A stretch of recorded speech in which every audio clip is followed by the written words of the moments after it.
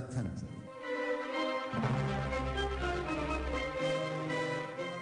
A pleasant evening to you all there, and you're welcome to the news across the country. I am Adeniji Kehinde. Senate Ad hoc Committee on Oil Theft starts investigation on bunkering.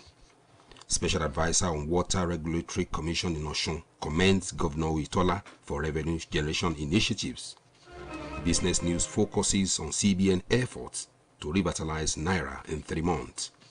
Kwara Police Commands and vigilante groups foil kidnapping in Moro Council area. Now the news in full. The Senate Ad hoc Committee on Oil Theft says it has begun investigation into circumstances surrounding oil theft and bunkering activities in the Niger Delta region of the country. Chairman of the committee, Basi Akpan, disclosed this on arrival at the Port Harcourt International Airport. Mr. Akpan lamented the massive stealing of Nigeria's crude oil, saying it is disturbing and worrisome. According to him, the country had lost huge earnings and failed to meet the quota allocated by the Organization of Petroleum Exporting Countries. He said their intention is to visit every oil terminal in the Niger Delta region to see things for themselves, the reason for the oil theft and for the oil losses. Governor Ben Ayade of Cross River State today locked out senior and junior civil servants working at the state governor's office for lateness. The governor, who returned to Calabar after a long absence, came to work earlier today and ordered the security to lock the main gate at about 8 a.m. Due to the governor's lateness or absence from office and lack of reprimands, most civil servants, particularly those working in the governor's office, saunter in most times at about 11 a.m. and leave before 3 p.m. most times. Information has it that a good number of them lays about gossiping and sleeping, while some women go from one office to another selling one thing or the other. As at noon today, the gate was still under lock and key, while visitors and personnel milled around the surroundings. No official had addressed both the personnel, visitors, and government contractors as at the time of filing in this report.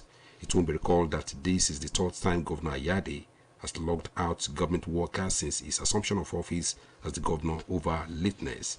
The governor has often said he does not have the heart to lay off workers or reprimand them even when they commit serious offenses.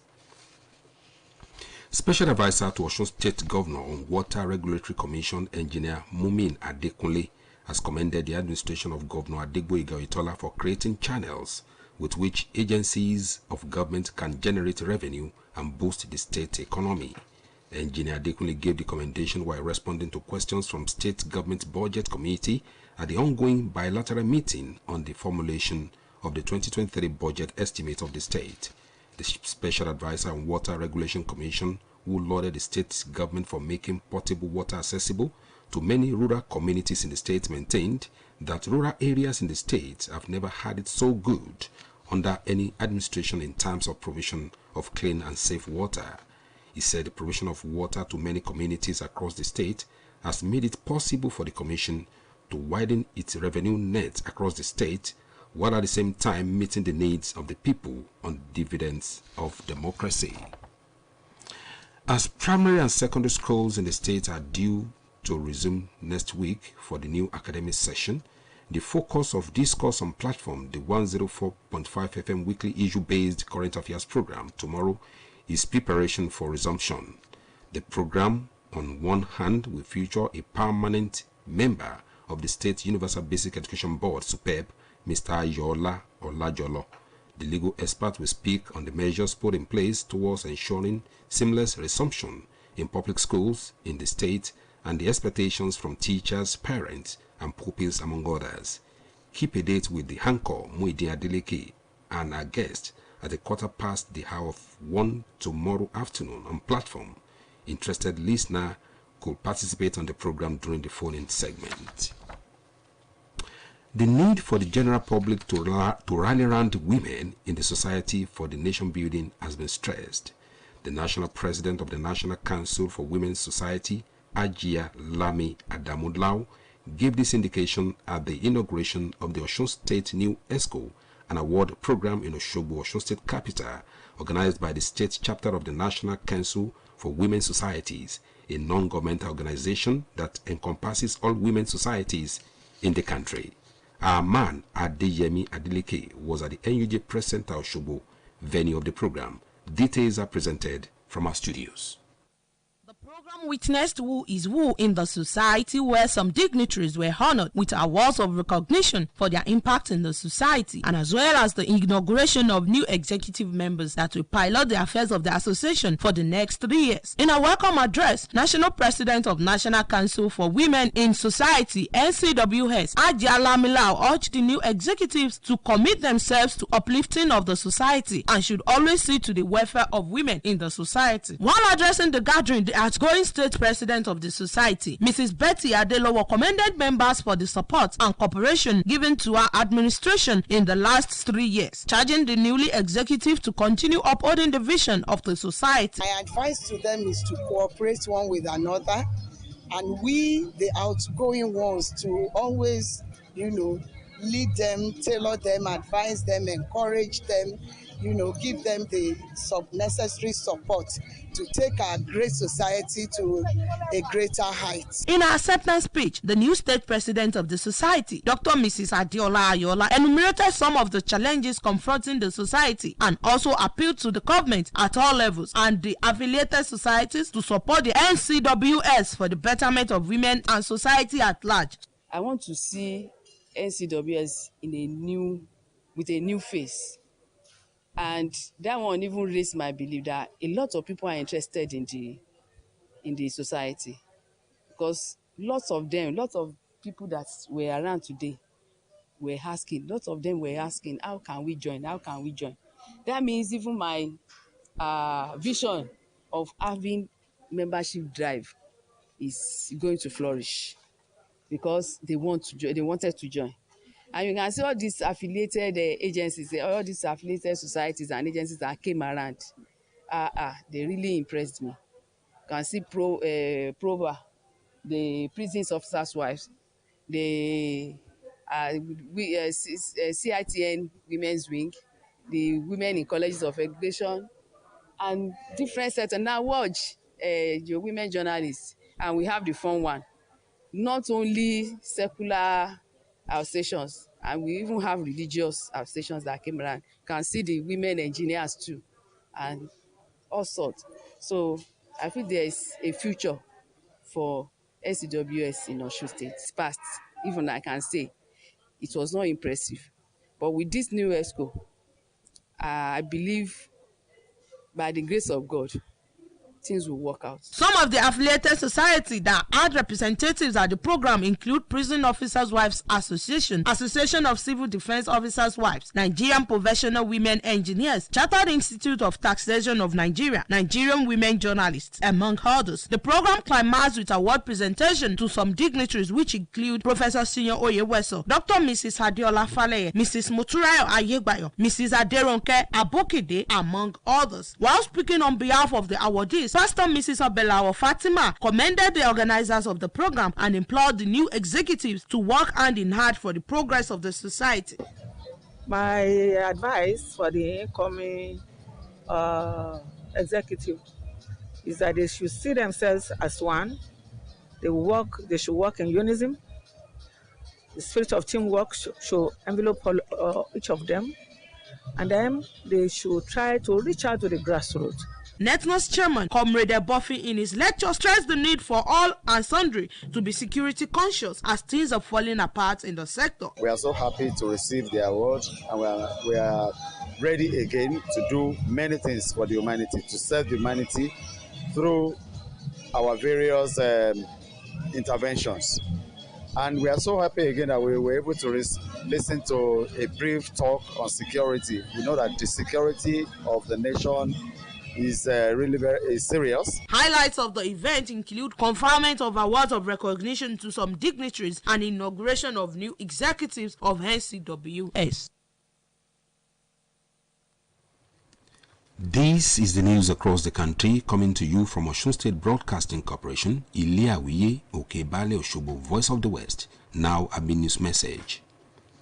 Procrastination is the thief of time. Do not postpone till tomorrow what you can do today. Business News Today takes a look at the move and initiative of the Central Bank of Nigeria (CBN) to stabilize Naira and the forex market in the next 3 months' time.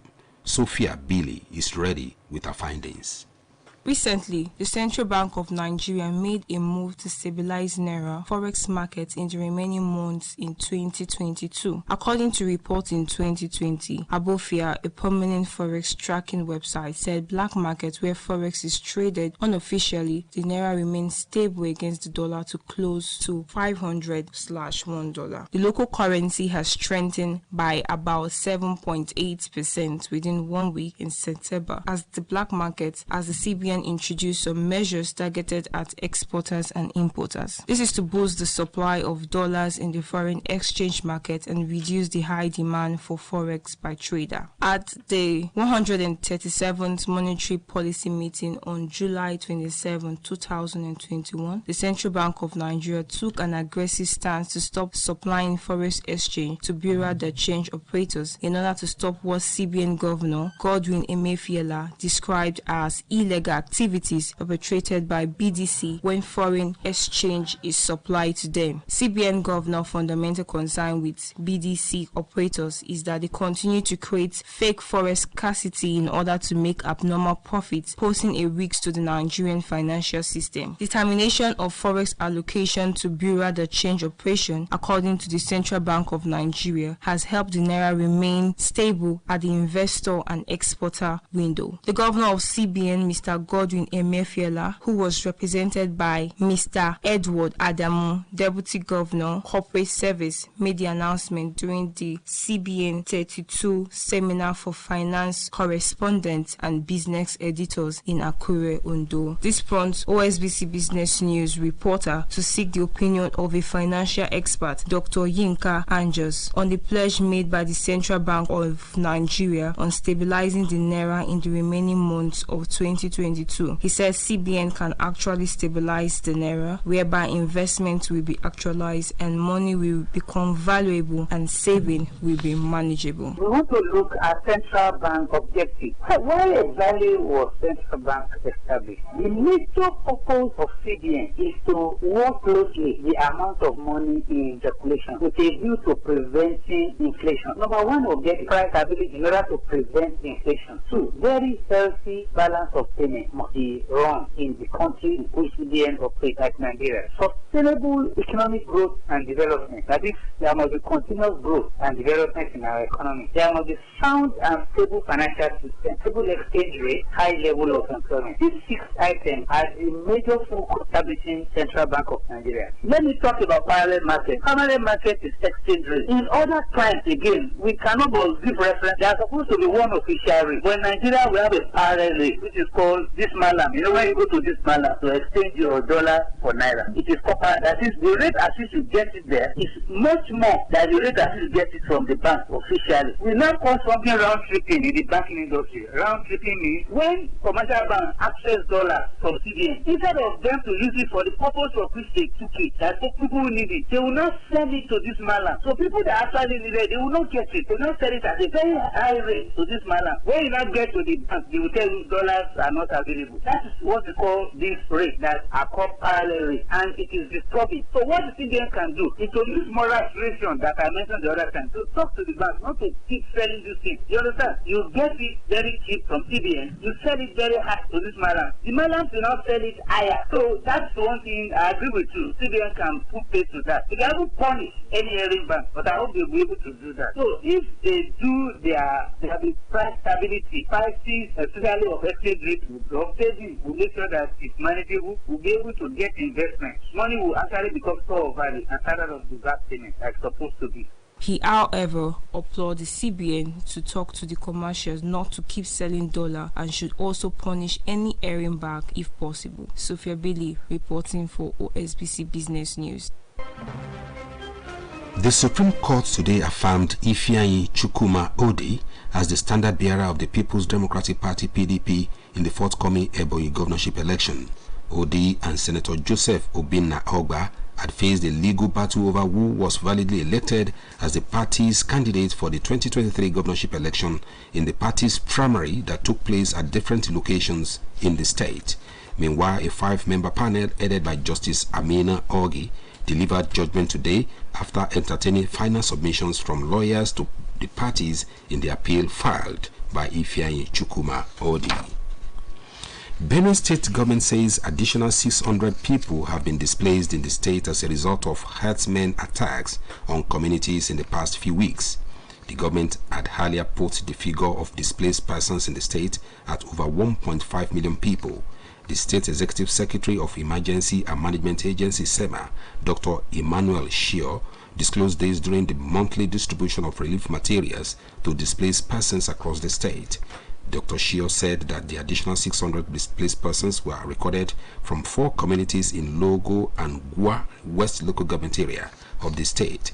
He added that the humanitarian crisis in the state had affected infrastructural facilities such as schools, churches, health centers, and other social amenities, just as he decried the continued neglect of internally displaced persons by the federal government. The SEMA boss also said that some international humanitarian partners who are intervening in the northeastern part of the country have neglected the plight of the displaced persons in the state. He said there are over 200 international humanitarian partners, with over 50 of them working in Borno State, while less than 10 of them are working in Benue State. A Kaduna Chief Magistrate Court today ordered that a 29-year-old man, Musa Haruna, be remanded in a correctional facility for allegedly attempting to rape a 9-year-old girl. The magistrate Ibrahim Emmanuel, who did not take the plea of Haruna for lack of jurisdiction to hear the matter, ordered the police to return the case file to the Kaduna State Director of Public Prosecution for legal advice. He, however, adjourned the matter till the 30th of this month. Malam Haruna, who resides at Unwanrimi, Kaduna, is charged with attempted rape. The prosecutor, Inspector Chidi Leo, told the court that the defendant committed the offense on the 2nd of this month at his residence. Mr. Leo said the defendant lured the 9-year-old into his room and attempted to rape her. The prosecutor added that the girl's scream alerted some neighbors, who rescued her and handed the defendant to the police. The offense, according to the police prosecutor, contravened the provision of Section 207 of the Kaduna State Penal Code Law 2017 as amended. The National Emergency Management Agency NEMA says more than 300 people have so far been killed in flood disaster this year across the country. Director General of NEMA Mustafa Ahmed disclosed this in Abuja at a strategic workshop with stakeholders on disaster risk reduction and management. He said over 50 flood disaster alerts were received by the agency on a daily basis, with more 100 communities affected. According to him, the numbers have been increasing by the day. Malam Ahmed said this year's flood disaster will be worse than that of last year. In 2012, NEMA reported that about 363 people were killed and over 2.1 million people were displaced by the flood. Madam Ahmed expressed displeasure at the attitude of most state governments for not heeding to NEMA's warnings, which he said makes disaster reduction and management very difficult to handle. Men of the Kwara State Police Command, with vigilance members in the early hours today, engaged some suspected kidnappers in gun duel in Shao area, Amuru local government area of the state. To this end, 2 of the suspects sustained various degrees of injuries from gunshots. It was gathered that the suspects were confirmed dead at the University of Ilorin Teaching Hospital. Information has it that one Afusat Lawal and her son, Taufik, were reportedly abducted in Shao area. Kwara State Police spokesperson Ajayi Okasami told newsmen that the victims have been rescued after an intensive and painstaking search and rescue operation by the command's tactical teams, supported by the vigilante group and hunters. The kidnappers were accosted in the bush while sharing the ransom collected from the family of the victims. Hence, they subsequently opened fire on the operatives immediately they were sighted by the kidnappers. During the exchange of fire, 2 of the kidnappers that suffered gunshot injury during the encounter were arrested and taken to the University of Ilorin Teaching Hospital, where they were confirmed dead. Consequently, their corpses were deposited in the hospital mortuary for autopsy. A 9-day powerful crusade program with a team Ohun Faigi Kedariya, organized by CAC Agbara Olorun ní Igbani along Ustim College, Agunbelewe Osogbo, begins tomorrow and ends next week Friday. A release by the host, Prophet and Prophetess Kayode Olayemi, indicates that the 9-day crusade will feature healing, deliverance, breakthrough, divine blessings from the above in the evening of every day. According to the release, expected anointed men of God to minister during the crusade are Pastors Oyeyemi Folari, Peter Onigbede, Prophet Tope, and the host minister Adura Gbemi Omotosho. Others include Evangelist Benga Taiwo and Akinpelu Moses, while free transport to and fro will be made available at the July 7 filling station along Okini Road, Agunbelewo, Osogbo. In the meantime, a quarterly Oluwagbanyamino prayer program of Divine Gospel Apostolic Ministry Orioke Woli Abioye Ile-Ogbo holds between tomorrow morning and the early hours of Sunday. According to a statement by the host, Prophet and Evangelist Mrs. Michael Abioye, Baba and Mama Divine, the prayer congress with the team, King of Kings and Lord of Lords. We have Prophet Daniel Adejumo from Ibadan, Reverend Daniel Ogunkunle from Iwo, Evangelist Oluwabome, former Ibadan-based Atikpako Masquerade, resident Pastor Stephen Akade, another anointed minister of God in attendance. The statement has that the 3-day Oluwagbanyamino prayer program will also have Lady Evangelist Tony Orumoyi, Kemi Ajala, Sarah John, and Acts of God gospel singers of Orioke Woli Abioye as guest music ministers, while calling on the people to come and meet the King of Kings during the program that promises to be miracles galore. The statement indicates that Prophet Abioye will pray for divine intervention in Osun State and Nigeria as a whole during the Oluwagbanyamino prayer program. Christian wake keep for late Deaconess Dorcas May Gbagbeola Orelusi hosts tomorrow evening at Orelusi Compound, Odopo, Ikeji, Arakeji, Osun State. A statement by the Orelusi family of Ikeji Arakeji indicates that service at home is billed for Deaconess Dorcas Orelusi's residence at Orelusi Compound, Odopo, Ikeji Arakeji. Also, there will be service at the graveyard by the ministers of Apostolic Church Nigeria, Okebokun Assembly, on Friday at the church premises, Ikeji Arakeji, to be followed by outing and Thanksgiving service.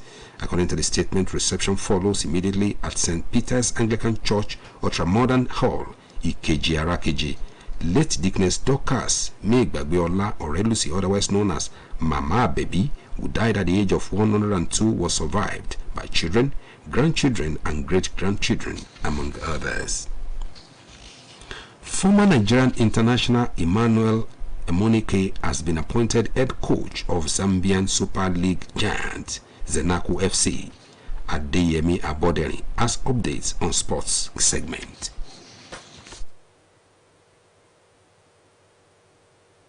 Minister of Sports Sunday Dare and Chief of Naval Staff Vice Admiral Awal Zubar Gambo have declared the 12th Nigerian Navy Games closed after 5 days of hostilities in 22 sporting events. President Muhammadu Buhari had last Thursday inaugurated the Nigerian Navy Games and commissioned the Nigerian Navy Sport Complex in Navy Town, Ojo, Lagos. The closing ceremony of the Games was heralded by the cultural displays, parade by the contingent of 6 participating naval commands, track and field events, and football final match between Central Naval and Eastern Naval Commands. The 12th edition held in Ojo, Lagos was the first at Navy Sport facilities and also the 4th time the Games was held in Lagos. Meanwhile, former Super Eagles assistant coach Emmanuel Amunike has been appointed as the head coach of Zambian Premier League side Zanaco Football Club. The former Nigerian international will be in Zambia to take over as the new head coach